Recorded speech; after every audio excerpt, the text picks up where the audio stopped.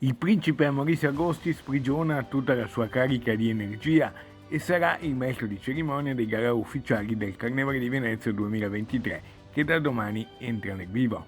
All'invito della città ha risposto come sempre con grande entusiasmo.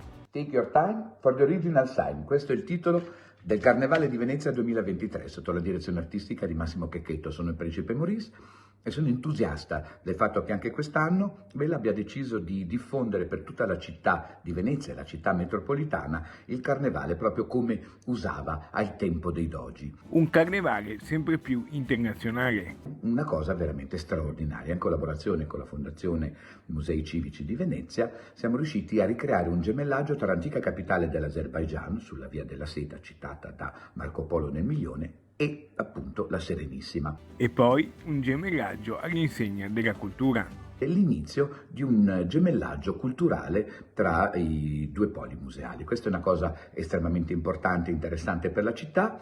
Noi siamo felici di averla organizzata e la vivremo senz'altro con grande intensità, perché penso che questo sia lo scopo del Carnevale di Venezia, quello che attraverso una grande festa e il divertimento si possano intessere relazioni internazionali cosmopolite ad alto livello. Buon Carnevale e ci vediamo senz'altro per i campi, i campielli e le calli di Venezia.